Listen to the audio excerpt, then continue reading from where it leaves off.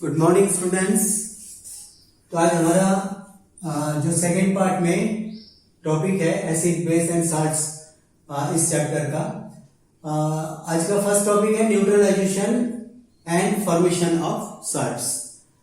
तो पहले आपको समझना है what is neutralisation reaction. Simply neutralisation, the chemical reaction between an acid and a base is known as neutralisation reaction. और इस न्यूट्रलाइजेशन रिएक्शन में प्रोडक्ट क्या बनता है, उसमें एक साल्ट बनता है और उनके साथ साथ वाटर मॉलिक्यूल्स भी प्रोड्यूस होता है। ओके, यहां पे आपके बुक में एक एक्टिविटी दे रखे हैं, उस एक्टिविटी के लिए अलग से डायग्राम नहीं बनाया है, मैं बुक से ही समझा रहा हूं आपको। न्यूट्रलाइजेशन रिएक्शन से रिलेटेड यहां पे एक एक्टिविटी है, तो यहाँ पे आपके बुक में जो एक्टिविटी है वही मैं समझाऊंगा आपको। देखो यहाँ पे हाइड्रोक्लोरिक एसिड है, इस हाइड्रोक्लोरिक एसिड को एक पर्टिकुलर वॉल्यूम में यहाँ पे इस कोनिकल फ्लास्क में लिया गया है। ओके, और इसमें 1 या 2 ड्रॉप ब्लू लिटमस सॉल्यूशन यहाँ पे डाला गया है। तो आप जानते हो ब्लू लिटमस सॉल्यूशन एसिड के प्रेजेंस में उसका कलर रेड हो जाता है। देखो यहाँ पे रेड कलर दिखाया गया है। उसके बाद हम क्या करेंगे, इस सॉल्यूशन में drop wise sodium hydroxide solution हम डालते रहेंगे। ओके, तो यहाँ पे ब्लू कलर हो गया है, ये लास्ट में होता है, कंफ्यूज नहीं होना है, शुरू में रेड कलर ही रहते हैं।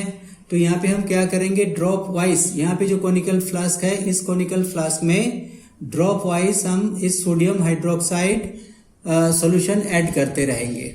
ओके, अब देखोगे एक टाइम आएगा जब यहाँ पे पूरे हाइड्रोक्लोरिक एसिड को ये सोडियम हाइड्रोक्साइड सॉल्यूशन उसको न्यूट्रलाइज कर देगा। जब न्यूट्रलाइज हो जाएगा उसके बाद 1 ड्रॉप एक्स्ट्रा अगर ये सोडियम हाइड्रोक्साइड आ जाए इसमें, इसका कलर क्या हो जाएगा, रेड से ब्लू हो जाएगा। ओके, तो हमें उस टाइम समझना है जो इसका पूरा न्यूट्रलाइजेशन हो चुका है। ओके, तो न्यूट्रलाइजेशन रिएक्शन को इस प्रोसेस से यहाँ पे दिखाया गया है। एक्चुअली जब ब्लू कलर इसमें आते हैं उससे जस्ट पहले इसमें न्यूट्रलाइजेशन रिएक्शन कंप्लीट हो जाता है। ब्लू कलर आने का मतलब जो लास्ट में 1 ड्रॉप डाला था वो इसमें एक्स्ट्रा हो जाता है और वही यहाँ पे इसका जो नेचर है उनको बेसिक बना देते हैं। ओके, लास्ट में जो एक ड्रॉप एक्स्ट्रा आया था, तो जब ब्लू कलर इसमें आता है जस्ट उससे पहले इसका न्यूट्रलाइजेशन हो जाता है। तो ये एक बहुत बढ़िया एक्टिविटी है जिस एक्टिविटी से न्यूट्रलाइजेशन रिएक्शन को समझाया गया है। ओके, नेक्स्ट पॉइंट में आ जाओ। नेक्स्ट पॉइंट में प्रोडक्ट ऑफ न्यूट्रलाइजेशन रिएक्शन पहले बताया था आपको, साल्ट एंड वाटर। यहाँ पे साल्ट का मतलब ये नहीं होता है जो साल्ट हम खाते हैं सिर्फ NaCl है, हजारों साल्ट होता है। जैसे एसिड और बेस चेंज होगा, यहाँ पे साल्ट का नेचर भी चेंज हो जाता है। Okay, chemical equation for neutralisation reaction, यहाँ पे एक एग्जांपल लिया है या 2 एग्जांपल भी आप सोच सकते हो इसमें। जैसे HCl plus NaOH chemical equation किसको कहते हैं ये तो पता होगा आपको। जब कोई ये केमिकल रिएक्शन को सिंबल और फॉर्मूला से एक्सप्रेस करते हैं उसको हम केमिकल इक्वेशन कहते हैं। जैसे यहाँ पे हाइड्रोक्लोरिक एसिड और सोडियम हाइड्रोक्साइड लिया है। हाइड्रोक्लोरिक एसिड और सोडियम हाइड्रोक्साइड का फॉर्मूला जो होता है HCl hydrochloric acid, NaOH sodium hydroxide. ये दोनों आपस में जब रिएक्शन करते हैं इसमें NaCl मीन्स कॉमन साल्ट बनाते हैं और उसके साथ साथ H2O वाटर बना लेते हैं। तो ये एक केमिकल इक्वेशन का एग्जांपल है या न्यूट्रलाइजेशन रिएक्शन का केमिकल इक्वेशन है। पेपर में आए तो इस टाइप का इक्वेशन आपको लिखना होगा। आपके बुक में 2-3 एग्जांपल दे रखे हैं, वो आप देख सकते हो। नेमिंग ऑफ साल्ट्स, साल्ट्स का जो नेमिंग होता है एक्चुअली उसमें किस टाइप का एसिड उसमें रिएक्शन कर रहे हैं उस पर डिपेंड कर रहा है। जैसे सल्फ्यूरिक एसिड अगर रिएक्शन करें तो उसमें सल्फेट साल्ट बनेगा। As per example H2SO4 plus CaOH, ये कैल्शियम हाइड्रोक्साइड का फॉर्मूला है। और ये सॉरी CaOH ये कैल्शियम हाइड्रोक्साइड के है, और H2SO4 ये सल्फ्यूरिक एसिड का फॉर्मूला है। ये दोनों जब आपस में रिएक्शन करते हैं, रिएक्शन से कैल्शियम सल्फेट बनता है और वाटर बन जाता है। कैल्शियम सल्फेट ये भी एक साल्ट है। दैट मीन्स सल्फेट साल्ट जो है वो कौन से एसिड से बनता है? सल्फ्यूरिक एसिड से। सिमिलरली हाइड्रोक्लोरिक एसिड अगर यूज करते हैं तो उसमें क्लोराइड साल्ट बनेगा। नाइट्रिक एसिड यूज करते हैं तो उसमें नाइट्रेट साल्ट बनेगा। ओके, आपके बुक में एक एक एग्जांपल मीन्स यहाँ पे केमिकल इक्वेशन के जरिए दिखाया गया है, वो एक बार देख लेना बुक से। Properties of salts. Properties of salts, first property क्या है? Salts are the products of acid and base. Acid और बेस न्यूट्रलाइजेशन रिएक्शन करेगा तभी तो ये साल्ट्स बनेगा, इसलिए ये सेंटेंस लिखा गया है salts are the products of acid and base. Point B में most of the salts are soluble in water. बहुत कम साल्ट होता है जो पानी में नहीं घुलता है, जैसे मान लो एल्यूमिनियम कार्बोनेट है, ये पानी में नहीं घुलता है। सिमिलरली कैल्शियम कार्बोनेट, ये भी पानी में नहीं घुलता है। तो इस टाइप का कुछ साल्ट्स है जो पानी में नहीं घुलता है, लेकिन ज्यादा से ज्यादा साल्ट जो होता है वो पानी में घुल जाता है।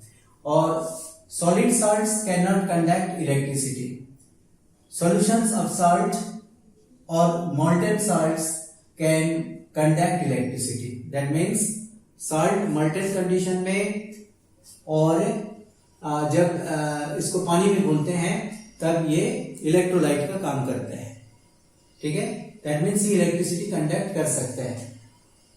उससे रिलेटेड यहाँ पे एक एक्टिविटी समझने का कोशिश किया है। ये एक बीकर है, बीकर में aqueous solution of sodium chloride ये लिया गया है। इसमें दो ग्रेफाइट इलेक्ट्रोड डुबो के रखे हैं और इसके साथ एक सिंपल सर्किट बनाया है। सर्किट का पहले क्या है? स्विच है, उसके बाद एक सेल है, उसके बाद एक बल्ब है। ओके, इस कंडीशन में जब हम स्विच को ऑन करेंगे उस टाइम इस बल्ब को हम जलते हुए देखेंगे।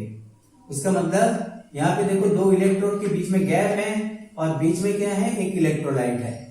दैट मीन्स यहाँ पे सोडियम क्लोराइड ये इलेक्ट्रोलाइट का काम करता है। तो ये एक साल्ट है। तो इससे पता चल रहे हैं जो सोडियम क्लोराइड का जो एक्वस सॉल्यूशन है वो इलेक्ट्रिसिटी कंडक्ट कर सकते हैं, तभी तो जलेगा यहाँ पे बल्ब। तो ये एक्टिविटी भी देख लेना। Next, classification of salts. Salts का जो क्लासिफिकेशन है, फर्स्ट है एसिडिक साल्ट। एसिडिक साल्ट का मतलब होता है उसको पानी में अगर घोलते हैं वो साल्ट एसिडिक नेचर शो करता है। उस टाइप का साल्ट किस टाइप का एसिड और किस टाइप का बेस से बनता है? वो स्ट्रॉन्ग एसिड और वीक बेस से बनता है। तो जिस टाइप का साल्ट होगा, जैसे एसिडिक साल्ट है तो एसिडिक पार्ट स्ट्रॉन्ग होगा। इस न्यूट्रलाइजेशन रिएक्शन में जो एसिड होगा वो एसिड स्ट्रॉन्गर होगा। सिमिलरली बेसिक साल्ट में क्या होगा? यहाँ पे एक एग्जांपल भी दिया है एसिडिक साल्ट का एग्जांपल NH4NO3। NH4NO3 कौन सा बेस से बनता है? NH4OH अमोनियम हाइड्रोक्साइड से बनता है। और जो NO3 ग्रुप है ये आता है HNO3 से, मीन्स नाइट्रिक एसिड से। नाइट्रिक एसिड स्ट्रॉन्गर एसिड है और NH4OH ये वीकर बेस है, इसलिए NH4NO3 इसका नेचर क्या हो जाएगा? मीन्स इसको जब पानी में घोलेंगे तब इसका नेचर क्या हो जाएगा? इसका नेचर हो जाएगा एसिडिक। ओके, तो ये एक एसिडिक साल्ट हो जाएगा। सिमिलरली स्ट्रॉन्ग बेस और वीक एसिड से बने तो नेचुरली जो साल्ट बनेगा वो बेसिक साल्ट हो जाएगा, क्योंकि बेस का जो पार्ट है वो स्ट्रॉन्गर है। एग्जांपल क्या है? Na2CO3 sodium carbonate. Solid condition में ये तो न्यूट्रल रहेगा, लेकिन पानी में घुलते ही तब ये बेसिक नेचर शो करेगा, क्योंकि ये जो साल्ट है स्ट्रॉन्ग बेस और वीक एसिड से बनता है। न्यूट्रल साल्ट कब बनेगा? Strong acid plus strong base से बनता है, जैसे NaCl सोडियम हाइड्रोक्साइड और HCl हाइड्रोक्लोरिक एसिड, इससे बनेगा। तो दोनों ही स्ट्रॉन्ग है, इसलिए कोई किसी को डोमिनेंट होने नहीं देते हैं, इसलिए ये क्या हो जाएगा? ये न्यूट्रल साल्ट हो जाएगा। और वीक एसिड और वीक बेस से भी बने कोई साल्ट तो वो भी न्यूट्रल साल्ट होता है। जैसे मान लो एमोनियम एसीटेट, ठीक है ना? फॉर्मूला थोड़ा हार्ड है इसलिए मैंने लिखा नहीं तो मैं लिख ही देता हूं। एमोनियम एसीटेट CH3 COO, ये एसीटेट ग्रुप है और एमोनियम क्या हो जाएगा NH4, ये प्लस फॉर्म में है और ये माइनस फॉर्म में रहेगा। तो एमोनियम एसीटेट ये वीक एसिड, एसिटिक एसिड, ये एक वीक एसिड, एसिटिक एसिड और एमोनियम हाइड्रोक्साइड, एमोनियम हाइड्रोक्साइड यहाँ पे बेस है और एसिटिक एसिड जो है वो वीक एसिड है। तो वीक बेस और वीक एसिड इन दोनों से ये अमोनियम एसीटेट बनेगा, इसलिए ये भी एक न्यूट्रल सॉल्ट का काम करेगा। दोनों ही वीक है तो कोई भी डोमिनेंट नहीं होगा और इसलिए इस टाइप का सॉल्ट भी क्या होते हैं, न्यूट्रल सॉल्ट होता है। ओके, तो उम्मीद करता हूं ये समझ आ गया होगा। अगर कोई क्वेश्चन रहे तो कमेंट बॉक्स में जरूर लिखना, मैं आंसर जरूर दूंगा। Okay, thank you.